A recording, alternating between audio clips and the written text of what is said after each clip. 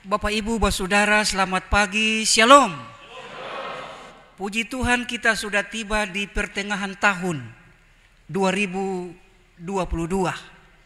Dan kita diajak untuk memaknai penderitaan dan kematian Kristus lewat akta perjamuan tengah tahun atau periode kedua saat ini.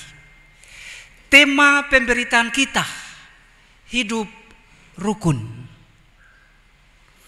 Ciri-ciri keluarga yang hidupnya tidak rukun. Berdasarkan pengalaman saya, keluarga saya. Pertama,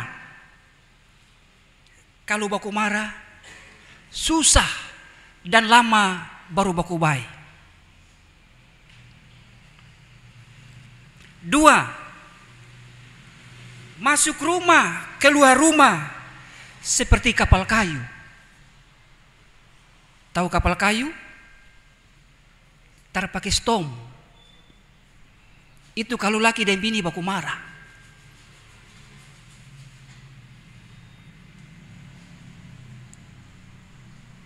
Tiga, biasanya satu tidur di kamar, satu tidur di sofa. Atau yang satu tidur di kamar sebelah.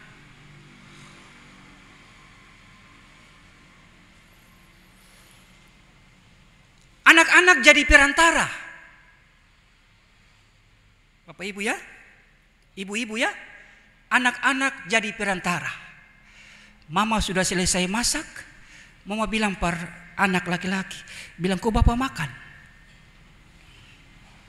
Lalu bapak kasih pesan lagi, bilang mama bapak suka kenyang. Padahal masih lapar. Biar makanan enak apa lagi? Bapak bilang masih kenyang. Tapi kalau terbaku marah, biar mama goreng ikan hangus lagi, mama tetap benar, kompor yang salah. Suka cari-cari kesalahan. Maka sedikit ribut dengan hal yang sepele saja. Akar masalahnya apa? Kenapa bisa begini?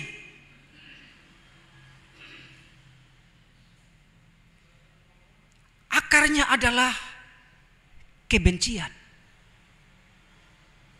Akar dari semua itu hanya kebencian. Apa itu kebencian? Perasaan yang tidak suka orang.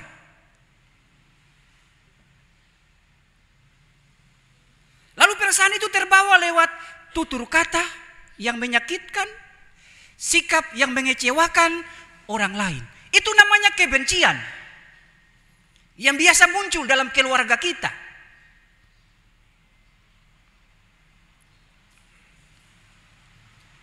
Terhadap persoalan ini, apa kata Daud? Daud bilang begini, sungguh alangkah baiknya dan indahnya apabila saudara-saudara diam bersama dengan rukun. Itu perintah, itu ajakan, itu harapan Daud bagi orang Israel yang hidup seperti tadi. Hidup rukun itu seperti apa? Orang tetua bilang hidup baik. Hidup baku baik. Itu orang tua di kampung bilang.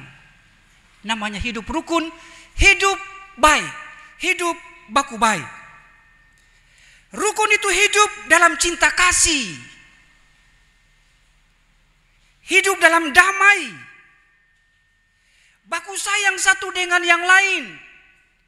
Mesra.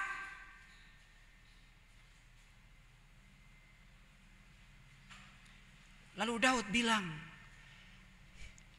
hidup bersama dengan rukun itu ibarat sama seperti minyak yang baik yang meleleh ke janggut Harun dan ke leher jubahnya. Minyak yang baik, minyak narwastu misalnya, itu minyak yang baik.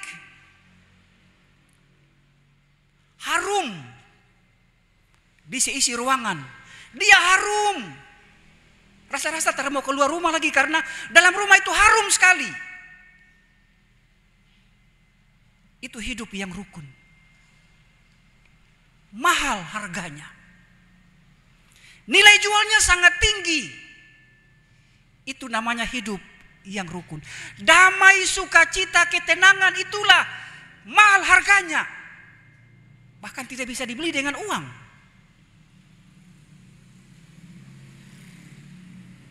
Seperti embun Gunung Hermon yang turun ke atas gunung-gunung Sion,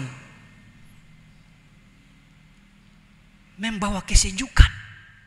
Embun, kita menghirup udara segar di sekeliling rumah yang ada embunnya, itu sangat sejuk, sangat menyenangkan, sangat menyenangkan.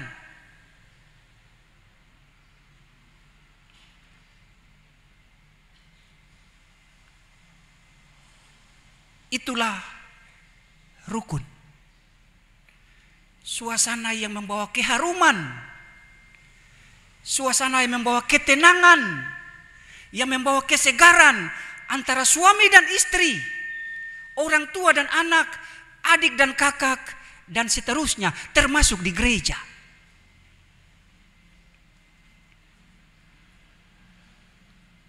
Ada keluarga, suami istri, papa mama, anak-anak yang diam bersama dalam satu rumah, tapi tidak rukun.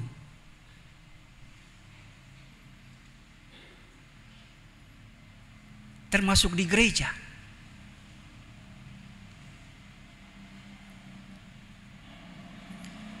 Kotong duduk satu bangku.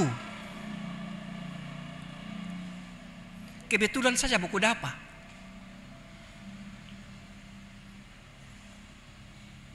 Kotong kerja satu tim. Kotong satu sektor. Satu jemaat. Tapi tidak rukun. Hati penuh dengan kebencian. Perasaan tersuka orang.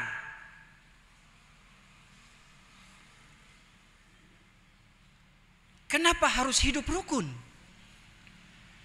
Daud memberikan jawaban pada ayat yang ketiga. Supaya Tuhan memerintahkan berkat kehidupan untuk selama-lamanya. Dalam rumah tangga termasuk dalam gereja. Itu rahasianya. Itu upahnya. Itu akibatnya dari hidup yang rukun. Berkat pono-pono masuk dalam keluarga. Kalau papa dan mama baku marah ribut terus, berkat lewat. Orang mau masuk rumah, orang takut. Salah bicara, dapat marah. Berkat lari. Juga di gereja. Kalau kita hidup rukun, pelayanan satu dengan pelayanan yang lain, umat dengan anggota jemaat, maka berkat jatuh pono-pono dalam gereja. Amin.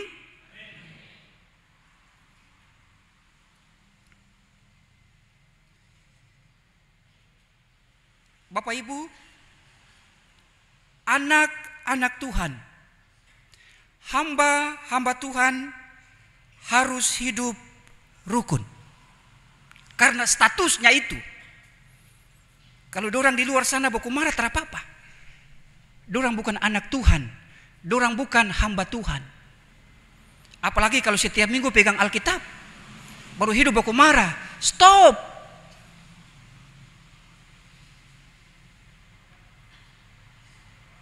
Harus hidup baku baik, baku sayang. Supaya berkat masuk pono-pono dalam gereja. Berkat masuk pono-pono dalam rumah tangga. Maka ada sukacita di sana, ada kemesraan di sana. Itu rahasia kehidupan.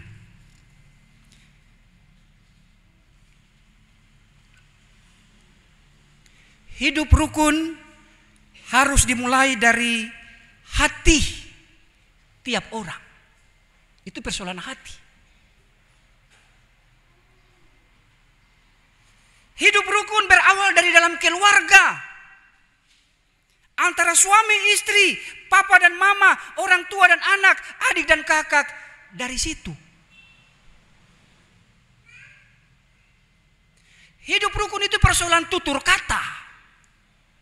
Menyakitkan tidak, menyenangkan tidak, itu persoalan hati. Hidup rukun itu persoalan sikap, menyenangkan tidak.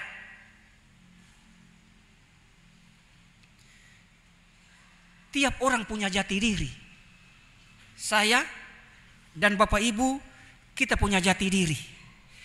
Tiap orang punya harga diri, lebih mahal dari minyak narwastu. Tiap orang punya integritas sebagai anak Tuhan, tapi juga sebagai hamba Tuhan.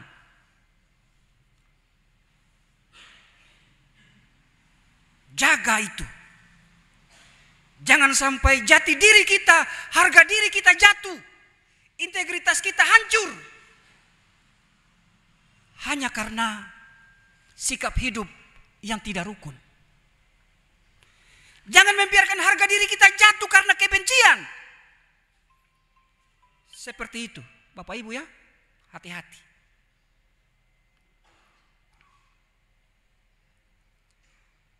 Saya harus berubah. Saya harus jadi orang baik.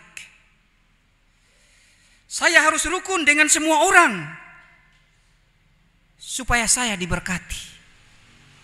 Demikian juga Bapak, Ibu, saudara-saudara, dan kita semua. Amin.